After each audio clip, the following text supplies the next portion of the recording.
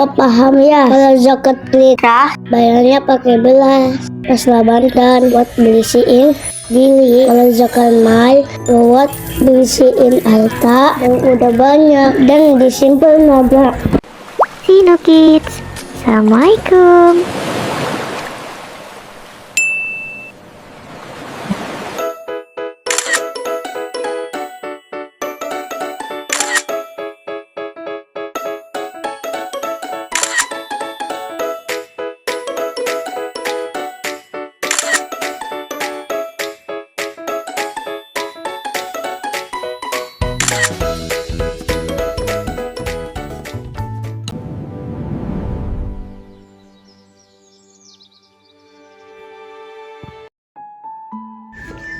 Nyeng. Ayah mau kemana? Mau ke musola? Kan belum masuk waktu sholat. Ayah mau bayar zakat. Kamu mau ikut? Aku ikut ya. Ya udah beresin mainannya. Ayo tunggu luar ya. Oke, siap. Alhamdulillah selesai. Ayo ya. Emang zakat apa ya? Zakat rukun Islam yang ketiga. Zakat berupa kewajiban mengeluarkan sebagian harta tertentu bagi muslim yang memenuhi syarat atau kategorinya mampu untuk diberikan kepada yang berhak menerimanya guna mensucikan jiwa dan harta yang dimana kita mengharap keberkahan di dalamnya. Oh gitu ya. Yang ayah bawa itu apa? Ayah bawa beras. Kalau yang ayah bawa ini untuk zakat fitrah. Zakat fitrah itu wajib dikeluarkan oleh setiap muslim di bulan Ramadan sebelum sholat Idul Fitri dengan syarat adanya kelebihan bahan pokok atau makanan pokok yang dimana untuk dirinya sendiri dan keluarganya. Tujuannya dua ya Mas Dipa. Yang pertama sebagai penyempurna puasa kita di bulan Ramadan. Kalau kita di bulan puasa melakukan hal yang sia-sia, contohnya seperti marah, ngambek, dan banyak mengeluh. Yang kedua, supaya besok saat lebaran saudara-saudara kita yang kurang mampu juga punya makanan pokok dan bisa ikut tersenyum bahagia. Wah, semua orang jadi bahagia ya. Di dalam surat Al-Baqarah ayat 43 dijelaskan, wa aqimus sholata wa atuz zakah warka'u ma'arrakiin, dan dirikanlah sholat, tunaikanlah zakat, dan rukulah beserta orang-orang yang ruku. Umumnya zakat fitrah kita ini khususnya di negara kita itu adalah bahan makanan pokok berupa beras, ukurannya 1 sok, yaitu 2,5 kilo sampai 3 kilo. Kalau memakai uang juga bisa, senilai dengan ukuran daripada zakat fitrah tersebut, yang nantinya zakat ini akan diberikan oleh 8 golongan yang membutuhkan.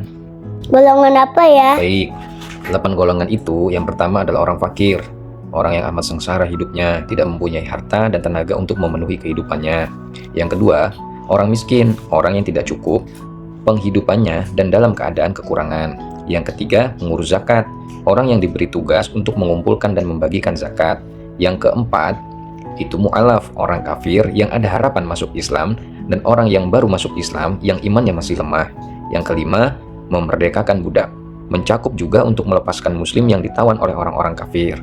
Yang keenam, orang yang berhutang karena untuk kepentingan yang bukan maksiat dan tidak sanggup membayarnya. Yang ketujuh, orang yang berjuang di jalan Allah, yaitu untuk keperluan pertahanan Islam dan kaum muslimin, diantaranya mufassirin.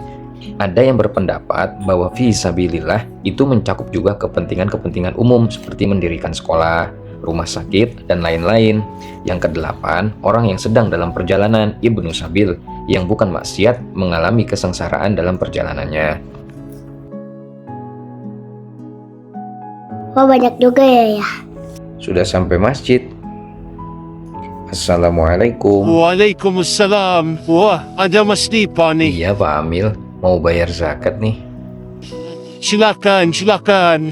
Baik, mari kita mulai. Bismillahirrahmanirrahim. Nawaitu an ukhrija zakat al-fitri anni wa an jami'i ma talzamuni nafaqatuhum fardan lillahi ta'ala. Aku niat mengeluarkan zakat fitrah untuk diriku dan seluruh orang yang nafkahnya atau nafkahnya menjadi tanggunganku wajib karena Allah Ta'ala. Alhamdulillah, semoga Allah menerima zakatnya, memberkahi harta yang tersisa, dan menjadikannya pembersih jiwa bagi bapak dan keluarga. Amin. Amin.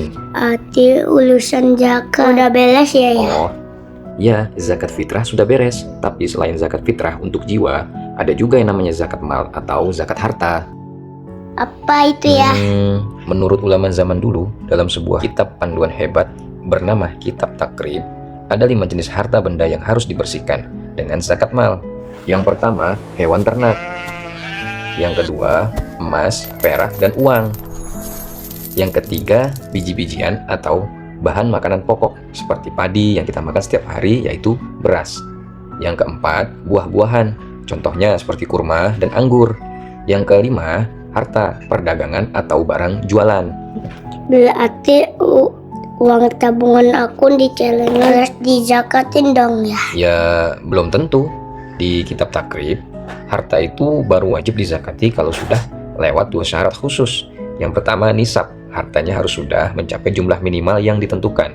Kalau tabungan Mas Dipa belum sampai batasnya ya belum wajib. Tetapi kalau mau sedekah ya nggak apa-apa. Kedua, haul. Hartanya sudah disimpan genap selama 1 tahun penuh. Kecuali hasil panen. Itu dizakati langsung saat panen tiba.